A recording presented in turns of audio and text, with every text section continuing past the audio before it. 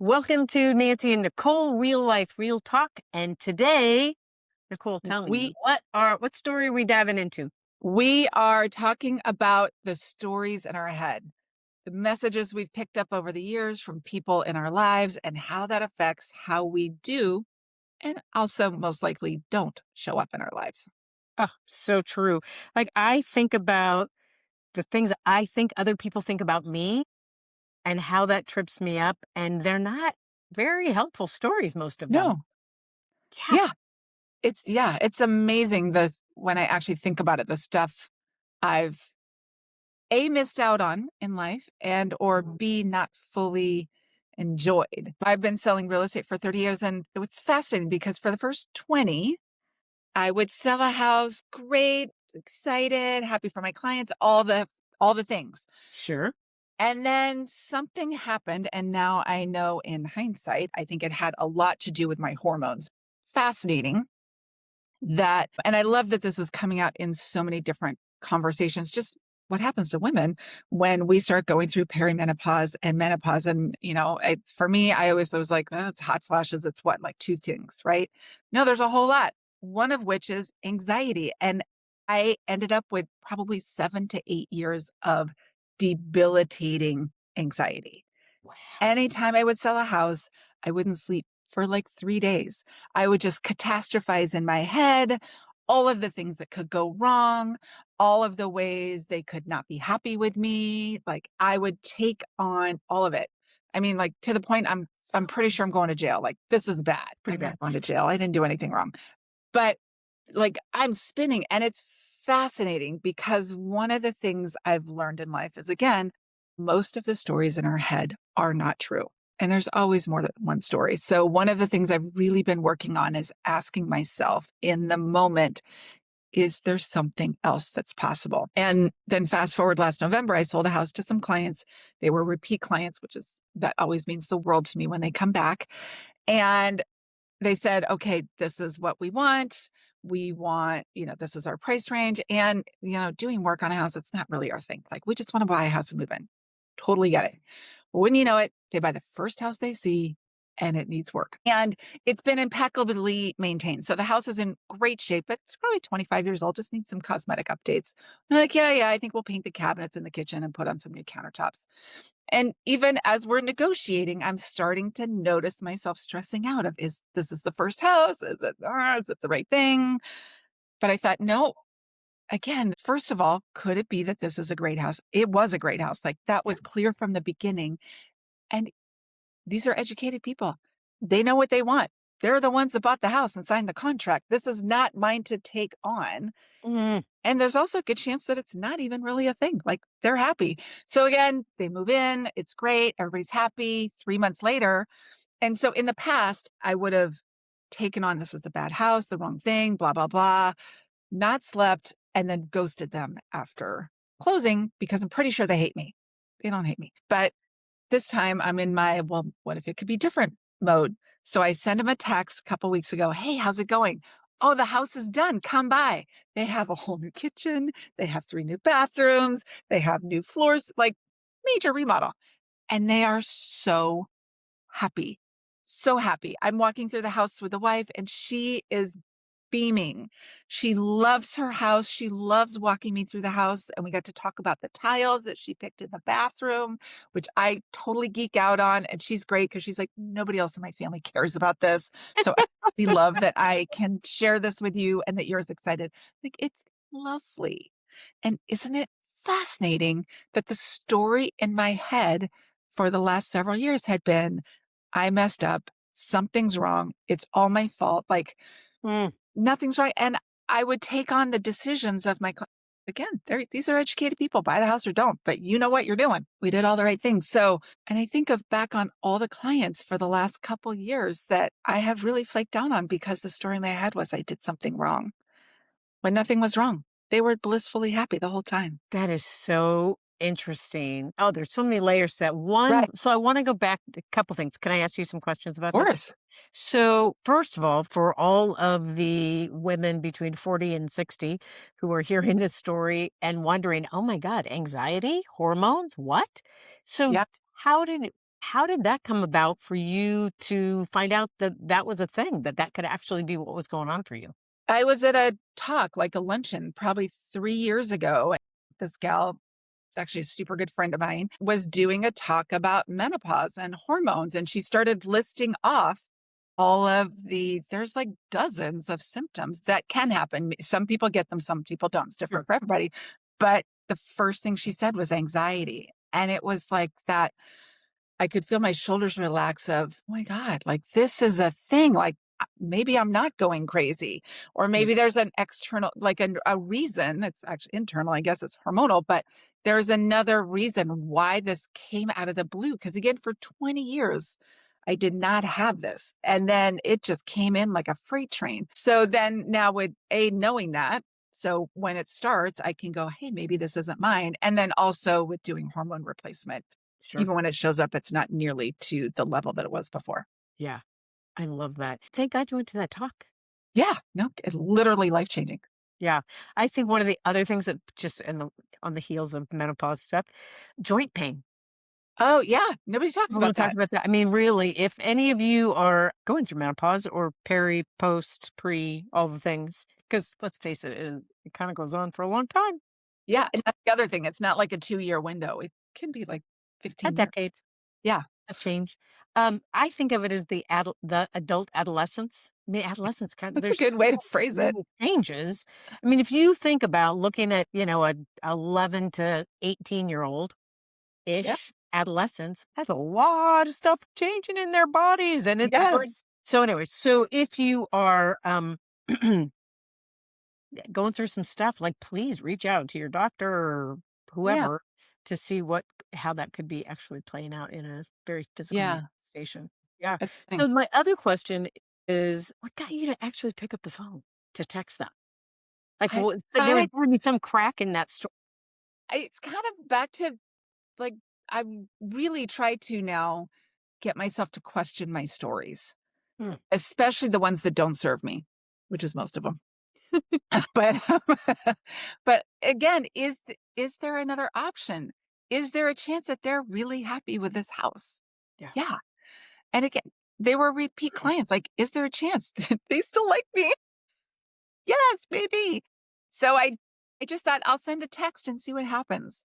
Yeah. I thought, I want it to be different. I want my stories and my reality to be different than they were before. I don't want to feel like I have to hide from everybody. Let's just see what happens. They were thrilled. I So love it. fun. Of course. Yeah, Does it make you want to like reach out to some of those other people that you have? totally. Yeah. Yeah, I could make a list yeah, today. for sure. So I think I'm gonna, yeah, start launching some more like how you doing notes out there and just see what happens. Yeah. Love that. How about you? What are the stories in your head? What are the voices telling you? Well, there are many. The two statistics that I have made up, but I'm sure are completely substantiatable. One is that 99.9% of the stories that we have completely made up, and they don't have any basis in reality about really what Sure. exchange is happening between us and somebody else in our lives. And the second stat is that I think probably 98% of those are not self-supporting. No. Isn't Like, it I fascinating? don't know anybody who's walking through their life, jamming along, going, "I got this story that I am the bee's knees." Look it up if you don't know what that means. I don't know what it means either. But, I mean, cool. I'm all that. God, every every saying I come up with makes me sound like I'm your grandmother. Because I was gonna say, "I'm all that in a bag of chips." What the hell does that mean? I don't know that either. I don't know, but I like chips. I know, there you go. Those stories are mostly negative. They They are. they cut us down. So, one of the stories that I'm I'm a little embarrassed to tell this story because I would like to think at age 64, this would have changed because I'm pretty sure it happened probably 50 years ago. My mom said to me once after I was doing some public speaking and something, she said to me, "Nancy, you could get up in front of the room and read the phone book." Now, that is just an observation she made, but it was so impactful to me. What I heard her say in Nancy, you could get up in front of a room and read the phone book was, you are a bullshitter.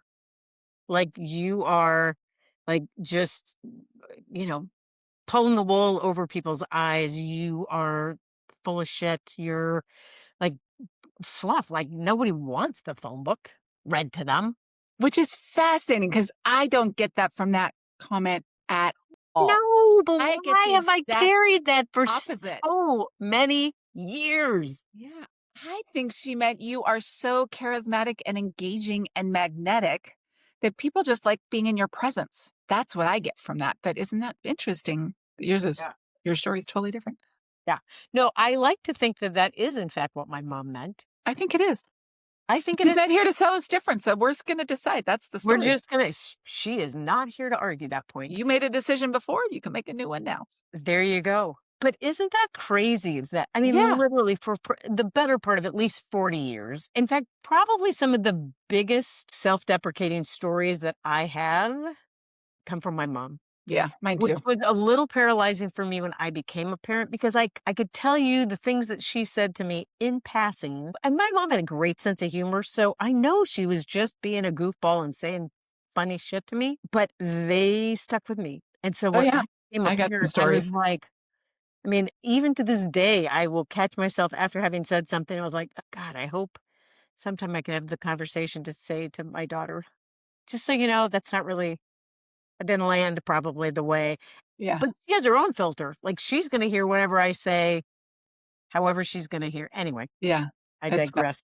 I have come around to this story so many times in my life of realizing I don't really think that's true. I do yeah, think what your interpretation of my mom's story is probably much more accurate. But there are times, especially when I'm doing something new for sure. or speaking on a new topic or, launching a new keynote address or something. Um, and obviously, I've been doing a lot of new stuff. As you were saying earlier, what's the crack in the story? And Right, for me, part of that is feedback that I have gotten from other people. right, But interesting, it is an external validation. right. And And what I think the I'm key really, is, can you get to the internal? yes. Yeah, So I'm still working on it to yeah, stay tuned. no, This is yeah, progressive. My dream and my intent is to shift being dependent on external yeah, validation to shift that story for me. I think this is true for both of us and our examples and some of the other stuff we talked about before we got on here is it's when we have that awareness. You're not going to dissolve this story overnight and replace it with some new fabulous self-affirming thing, but just the awareness when it starts to rear its little ugly head again yeah. to catch yourself and go, "Wait a minute, is that in fact true?" So do you have something then, a question or something you do that you kinda try to catch yourself or shift your awareness or something? No, not consciously, to be Mhm. honest, but I do oftentimes when I find myself I'm trying to figure out whose voice is saying that. I used to refer to having a board of directors in my head. Yeah. Who's on the board? Mhm. The most Who annoying needs to be person. fired from the board? Pretty much everybody. Everybody. The most annoying person on the board is the pencil tapper, who's just Let's so get it going. impatient. Come on, Chapin, wrap it up, get to the next point. This is my process. But everybody's got a different tone of voice on that Yeah, board. It's pretty clear that this one goes back to my mom. yeah. It's so funny to think wherever she is in this moment, hearing me say this, I think it would break her heart a little bit because I don't think that is how she saw me. I Boy. So I think it's for me, some of the interrupter Mhm, for that story is going, okay, wait, whose voice am I hearing in that? And mhm. sometimes it's my mom, sometimes it's my dad, Yeah, sometimes it's an older or younger version of me. But it usually is somebody else. yeah. Interesting. That's How awesome. about for you? Like, Yeah, for me, it's trying to ask myself, is it true? Like I was telling you, I took this art class recently. It's encaustic art. And if you're not familiar with that, like we did it on a wood panel and you mix the paint with wax. And so it's kind of cool. It gives that a little bit of texture. And then you can use a flame like a torch and you can move the wax around. Anyway, I do not consider myself artistic, and it's fascinating that we're talking about moms because my mom is a beautiful artist, and my sister got the artist gene. I got the math science gene from my dad, so not so much on the arty arty. I can draw a nice little smiley face, and that's about it. Yeah. But my girlfriend, I went with 2 girlfriends. She wanted to do what she has done in caustic art on her own, and we decided it's gonna be fun to go do this little weekend. It's this beautiful place, and we're doing it in caustic art. So, I am actually excited to go do this, but then we get there, and my inner three-year-old comes out, and I'm like, this is dumb. I don't like it. Mine looks yucky. Like, it is everything I can do to not take my piece of wood and slam it on the ground and stomp out like a three-year-old. Like, why am I here? Why did they invite me? Why did I say yes? This is dumb. And the arts teacher's like, oh, that's really nice. I'm like, whatever. You don't even know what you're talking about. So anyway, somewhere in my and fortunately, I managed to keep this all inside That's 'cause impressive, just so you know. oh, Was there wine involved? Because I might have been making some snarky comments. no, no wine, fortunately, because it probably would have gone sideways. But anyway, so I'm in there but finally, again, I like my story that it's dumb, I'm terrible, my piece is ugly, um, and I'm like, "But is it possible I could like my art?" And Mm, it's funny because as soon as like, I didn't have to even hesitate. I was like, "Is it possible I could like it?" It's like, I actually do like it. I did 2 pieces, and for those on the video, you can see, here's piece number 1. I kinda like I just like playing with the can you color and tip the it a t little bit so it's not quite so glary? Can you Oh, see it? yeah. Yeah. So that's the first one, and then I did 2, and here's the second one, and they Love sit that. on the hutch in my dining room, and I see them every morning, and they make me smile because I do like them. Isn't that wild? And what a great affirmation Yeah. of interrupting that story. Yeah, but in the past, I would have come home and thrown them in the garbage and just moved on and not even shown them to my family. I know. So I let myself ask a different question. Like, I let myself wonder if there's a different option. And it was fascinating. So I'm trying to catch myself more and even just ask that question because whether the answer changes or not, it still can shift the energy on. But it's all just stories in my head. Like my mom and my sister, and it's not even like they grew up going, "Oh, we're great artists and you're hideous." Like we're going to do art time and you're not invited. Like none of this happened. Right. Right.